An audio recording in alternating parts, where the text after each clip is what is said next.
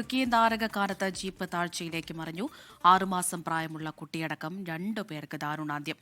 രാഹുൽ വിജയൻ വിവരങ്ങൾ നൽകാനായി ചേരുന്നുണ്ട്. രാഹുൽ, സങ്കടകരമായ ഒരു സംഭവം തന്നെയാണ് ഇത്. ഇപ്പോൾ എങ്ങനെയാണ് ഈ അപകടമുണ്ടായത്? മരിച്ചവരുടെ വിവരങ്ങൾ എങ്ങനെയാണ്? ഇടുക്കി നാരകക്കാനത്താണ് ഈ വാഹനാപകടം ഉണ്ടായത്. കൂത്താട്ടുകുളത്ത് നിന്ന് ഉൾപ്പെടെ എത്തിയ സംഘവുമായി വിവാഹ ചടങ്ങിനെത്തിയ ആളുകളായിരുന്നു. വിവാഹ ചടങ്ങ് കഴിഞ്ഞതിന് ശേഷം ഒരു വ്യൂ പോയിന്റ് കാണുന്നതിന് വേണ്ടി നാരകക്കാനത്തിനടുത്തുള്ള സ്ഥലത്തേക്ക് ജീപ്പിൽ കയറിപ്പോയതാണ്.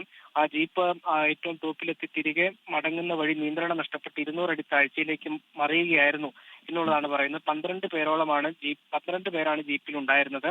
അതിൽ 7 പേർക്ക് പരിക്കേറ്റിട്ടുണ്ട്. അതിൽ ഒരു സ്ത്രീയും, അതായത് ഒരു സ്ത്രീയും അതുപോലെ തന്നെ പ്രായമായ ഒരു സ്ത്രീയും 6 മാസം പ്രായമുള്ള ഒരു കുട്ടിയും മരണപ്പെട്ടു എന്നുള്ളതാണ് ഏറ്റവും സങ്കടകരമായ കാര്യം. അതിൽ ഒരാളുടെ നില ഗുരുതരമായി തന്നെ തുടരുകയാണ്. 2 പേർക്കും കൂടി ഗുരുതരമായി പരിക്കേറ്റിട്ടുണ്ട്. അങ്ങനെ 3 പേരെ തൊടുപുഴയിലെ ആശുപത്രിയിലേക്ക് മാറ്റും എന്നുള്ളതാണ് ഈ ഘട്ടത്തിൽ അറിയാനും കഴിഞ്ഞിരിക്കുന്നത്. മണ്ണത്തൂർ സ്വദേശിയായിട്ടുള്ള സാറാമ, 6 മാസം പ്രായമായ കുട്ടി എന്നിവരാണ് മരിച്ചിരിക്കുന്നത്. കൂത്താട്ടുകുളം സ്വദേശികളാണ് മരിച്ച ആളുകൾ എന്നുള്ളതാണ് ഈ ഘട്ടത്തിൽ മനസ്സിലാക്കാനും കഴിയുന്നത്.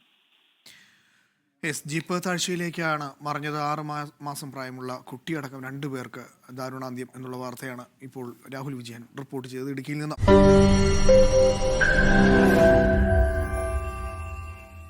ലോകത്തെവിടെയായാലും ഏത് സമയത്തും 24 വാർത്തകളും ഓഗ്മെന്റഡ് റിയാലിറ്റി പാക്കേജുകളും എക്സ്പ്ലെയിനറുകളും വിശദമായി കാണാൻ ഞങ്ങളുടെ യൂട്യൂബ് ചാനൽ നിങ്ങൾക്ക് സബ്സ്ക്രൈബ് ചെയ്യാം.